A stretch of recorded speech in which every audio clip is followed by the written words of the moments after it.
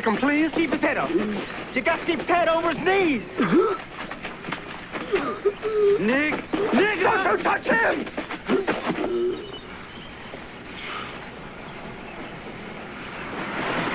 Hurry up! We gotta get him to the doctor quick! I used to watch him from across the street. I never been this close to my grandpa before. I know. He missed a great deal.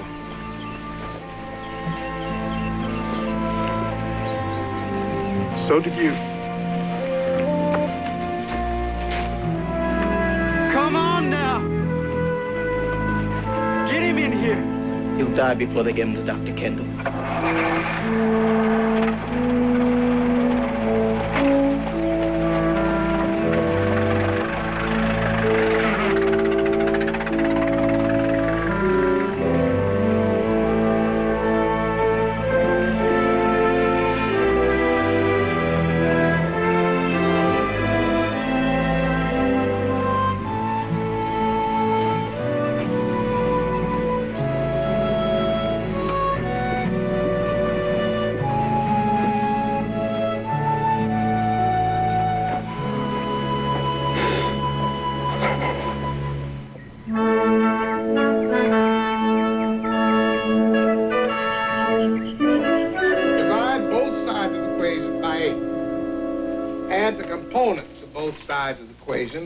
Which makes the left-hand side a perfect square.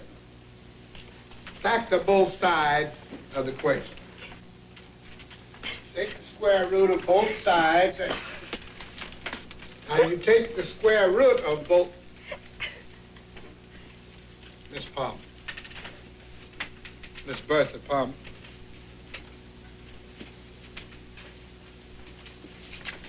Would you favor us with the answer to the question just posed?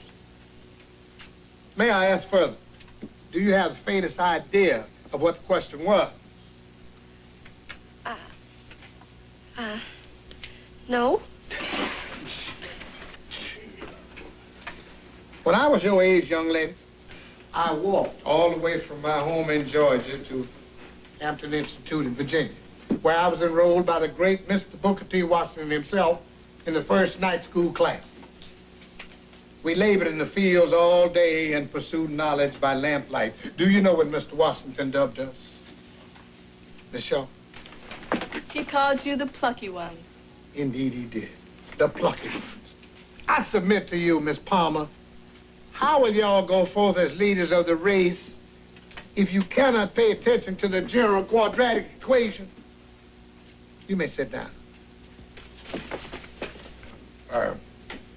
Mr. Simon Haley, would you step to the board, please, and complete the derivation?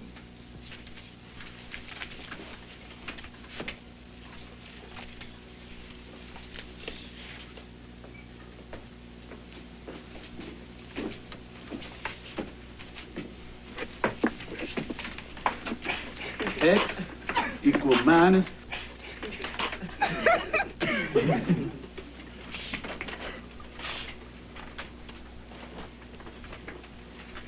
minus b plus or minus the square root of b squared minus 4ac. You mean he hasn't asked you yet? Well, no, not exactly. Crime and Nestle, Bertha. The church picnic is this Saturday. I suppose that Eddie Franklin thinks he's the cat's whiskers. He's always like that.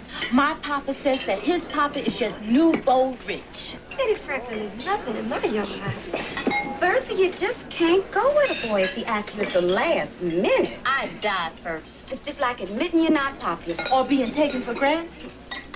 Uh-oh. Don't look, but there he is. Eddie, don't look. He's coming over.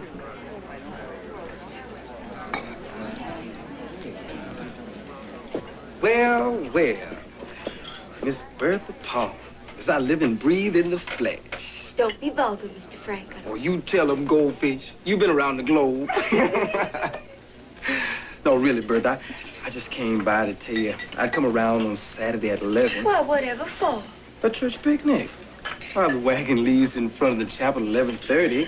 Mr. Franklin, I do not remember that you invited me to company use anywhere. Oh, come on, Bertha. I just took it for granted. I mean, I took you As to a the... matter of fact, you're much too late. I've already accepted another invitation to the picnic. Well, you tell him, Corset.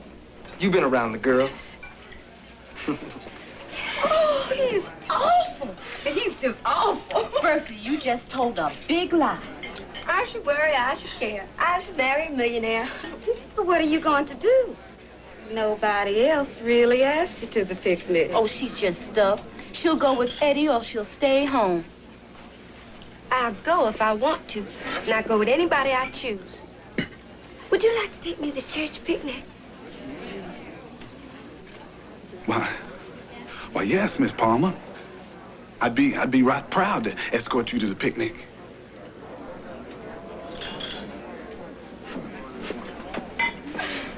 Ooh, Bertha.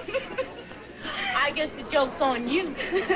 You're going to have to get down off your high horse and beg Eddie Franklin. No, I won't. I'll go with him. Who? Waiter? Simon Haley? Bertha, that was just a joke. No, it wasn't. I asked him, and I'll go with him if I want to. But you can't. He's just an old country boy with patched britches and everything. I should worry, I should care. I should marry a millionaire.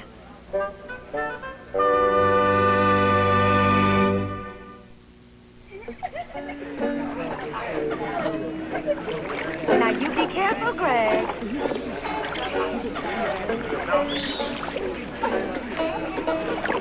All right, boys and girls, get ready for the three-legged race.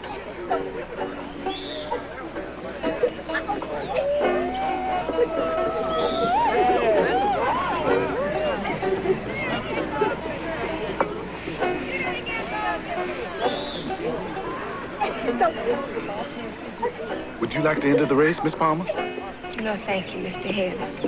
I think races are childish. She must be dying. No, she's dying. His daddy is a sharecropper. You understand? Sophia, every time he's a waiter, honey, I have to wipe off the board. I can't even believe it. Look at her hair. She got it all look like the traffic. I don't Last call, three-legged race. She's got a lot of nerve. And Mr. He's $50 a year sharecropper. Now, Eddie Franklin, you be nice. You be nice too, Claire.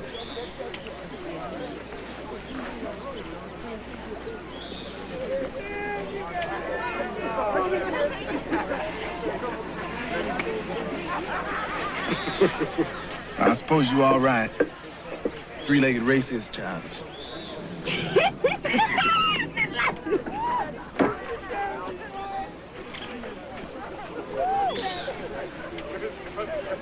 Are you all right, Miss Palmer? Of course I'm all right. Miss Palmer, I don't think we're not supposed to. Where are we going? I just couldn't breathe up there. Well, I don't think we're just supposed to go off alone. Fudge. That's the whole point of chaperone. I just get so tired of all that old-fashioned rules, don't you? Well, I suppose if you go to a Methodist college, you got to respect some rules. And that dumb Professor Loman. Always going on. Education is a privilege. I'd just as soon never hear about that Booker T. Washington again. Oh, Miss Palmer. You ought not talk like that. I will if I want to. Well, not if you read Mr. Washington's book on his life. Up from Slavery. There's no doubt in my mind he is the most important Negro in America. He is? His speech at the Cotton States Exposition, there he was, one colored man on the platform with all those white men listening to him, them cheering him. The wisest among my race understand that the agitation of questions of social equality is the extremest folly, and that progress in the enjoyment of all the privileges that will come to us must be the result of severe and constant struggle, rather than artificial forcing.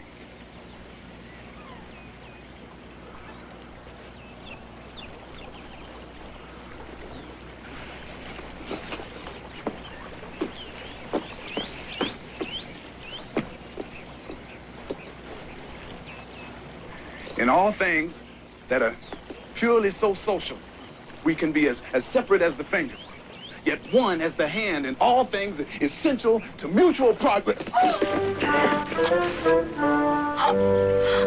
sorry, but it is funny. Are you all right?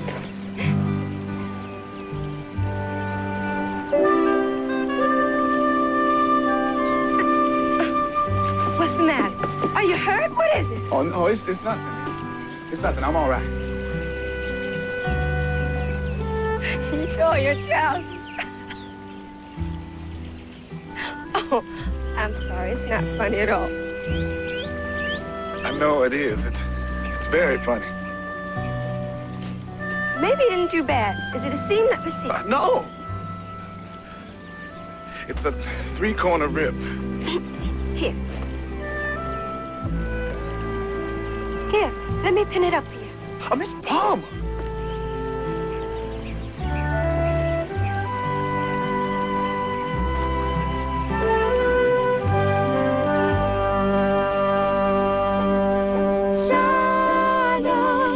Shine on, harvest moon up in the sky. Oh, I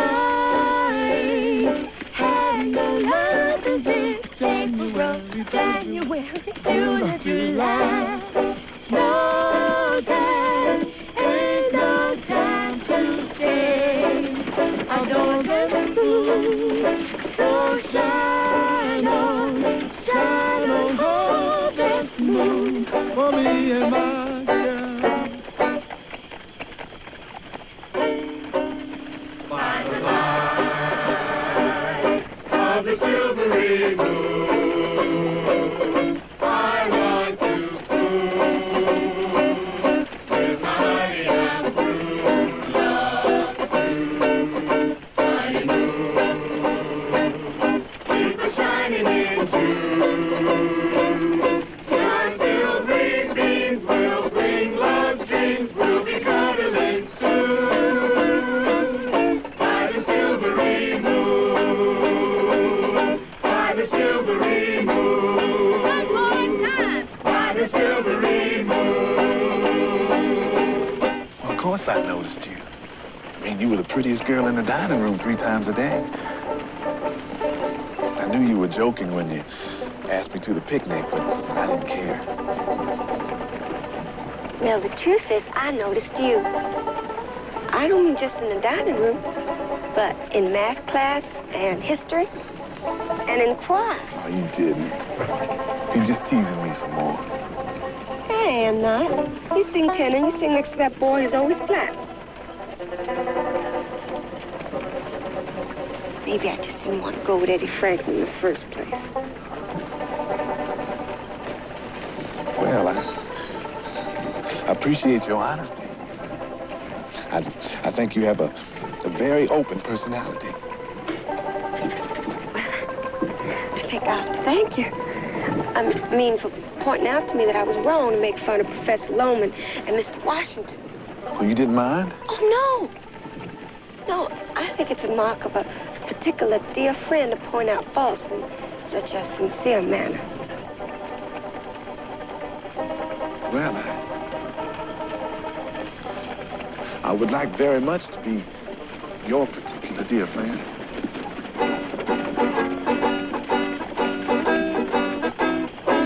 We're sailing along on moonlight bay. We can hear the voices ringing.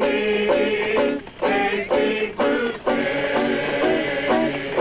you have stolen my heart. Now don't go away. As we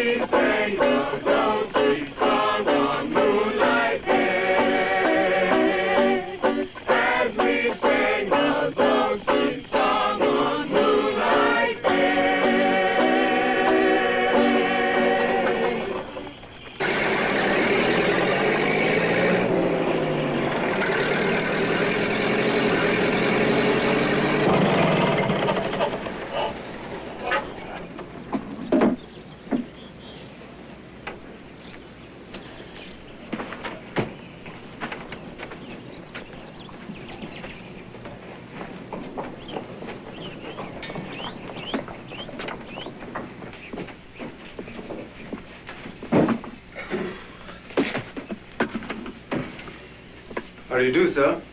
Hey, Uncle, hot enough for you? Mm-hmm. See, I'd like a few words with Mr. Palmer on business. Yes, sir. What can I do for you? Well, that's nice of you, Uncle, but I expect I better speak to the boss. You just tell him I'm the new salesman for the Great Southern Lumber Company of Bogalusa, Louisiana. So if you'd kindly just run and find the owner and give him this. Mr. Davidson. I told you, boy, run and get the owner. I'm the owner. You are the owner? Yes, sir. You're W.E. Palmer? Yes, sir. Well, they never told me that at the home office. Naturally, I mean, you wouldn't expect to find well, I mean, how the hell was I supposed to know that? You sure you're the owner? Oh, yes, sir, I sure. Mr. Davidson, I suppose you was down here to discuss my lumber order. Oh, yes. Well, they told me at the home office you always been a fine customer. Of course, they didn't tell me everything at the home office.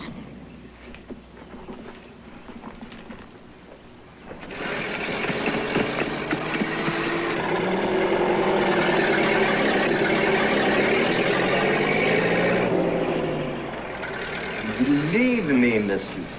I knew it would look nifty. Well, I don't know. I never bought nothing ready-made before. Mrs., your little girl is coming home on vacation from college. She'll want her mama to look stylish. Try it on. Hmm?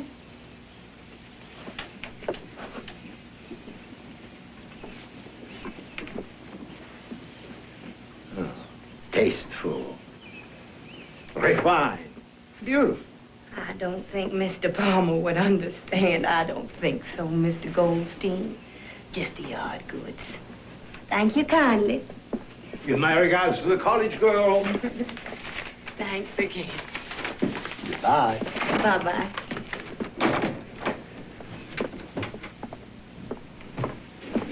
Mr. Crowther, now that's a suit. You let that darky try clothes on? I beg your pardon? Listen here, Goldstein, you new around here. You're a Yankee. A Yankee? Suppose a white lady came in here to put that thing on after a nigger woman tried it on. You have to let people try on. Not in this town, Goldstein. You could get yourself into trouble treating niggers like they was white.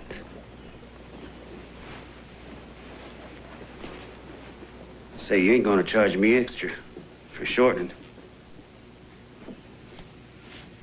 For you, Mr. Crowther, not a penny extra. Bertha, do you have any idea what you've done to me? You gonna help me or are you not?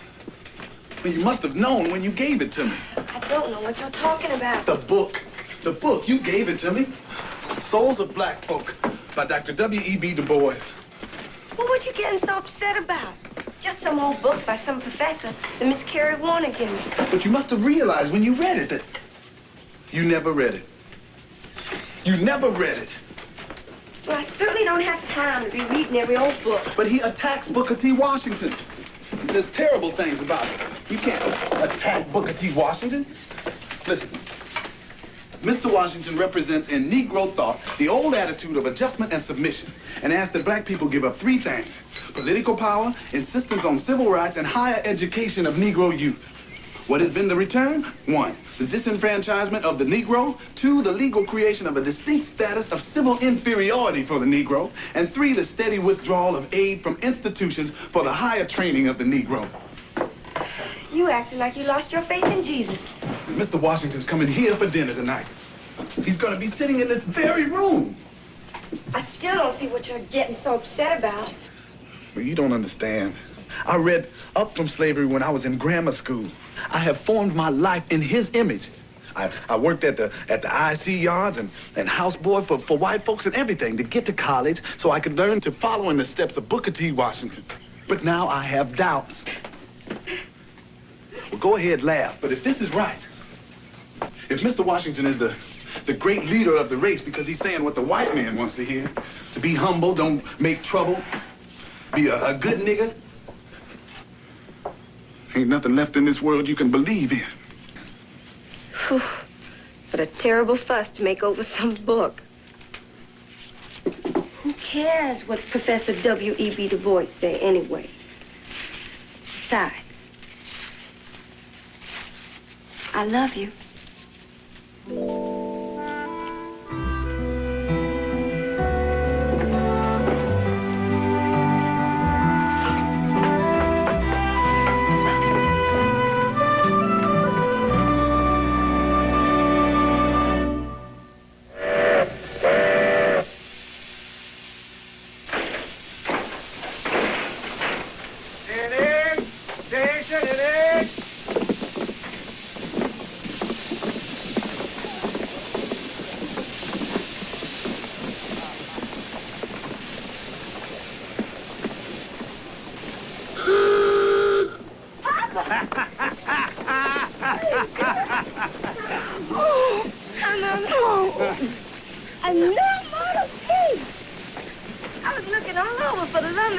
Well, that's a surprise. It's beautiful.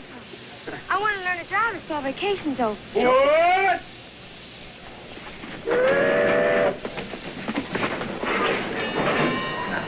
All right to you, baby George.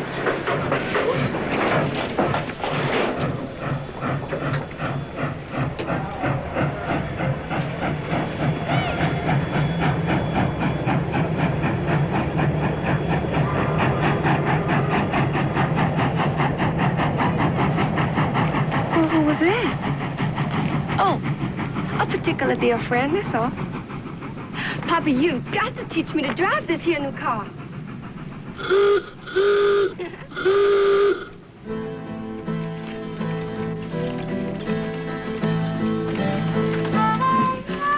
Y'all finished with school, Simon? I graduated from Lane, Obie, but, well, there's a lot more I need to learn.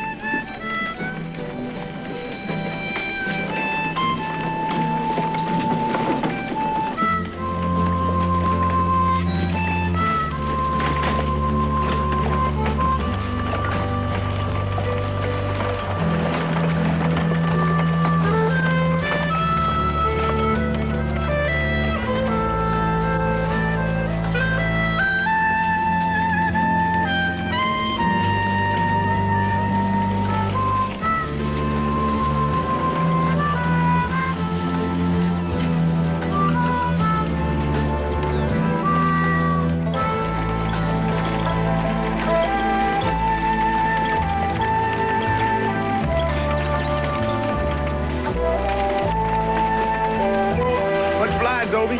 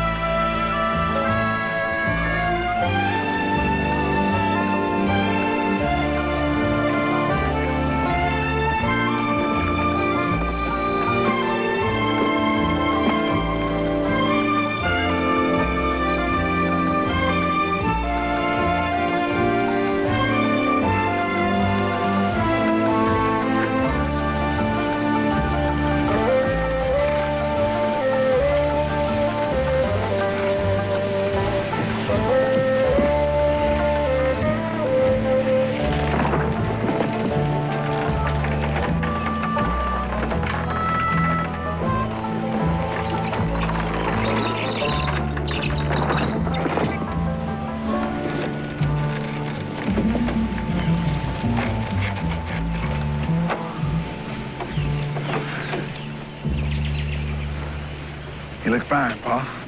Real fine. That's your boy, isn't it, Alec? Yes, sir. That's my Simon. Yes, sir. I hardly known him in his city-fied clothes. Boy, I remember when you used to run around this fairyland and naked as a jaybird. Hey, you've been away to college, ain't you? Yes, sir. Lane College. Is that a fact? Well, I told you at the time, Alec, there ain't nothing in one of them stuck-up schools that'll do a colored boy any good but spoil him. But what they ought to do is kick their highfalutin butts back out the fields where they can help their daddies make a bale of cotton like the good Lord intended. Isn't that right, Simon?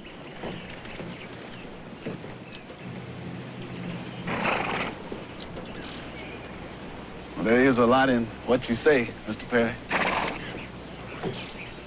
You don't have to worry, Alec. You got a good boy. He'll soon forget all that stuff they stuffed into his head. Now he's back home to settle down. Bet you like to get rid of those shoes, boy, huh? I swear I ain't ever seen anything as uncomfortable as a country boy with shoes on. Get out.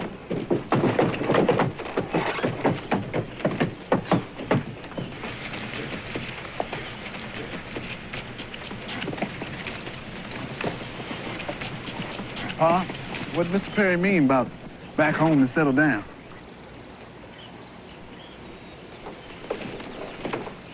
I saw the bankheads out on the road toting everything they own. What's going on around here? Your mama gonna be waiting supper.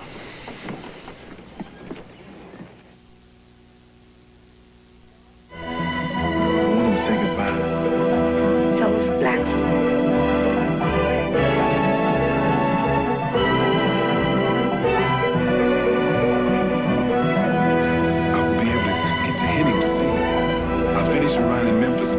Thank you, Simon.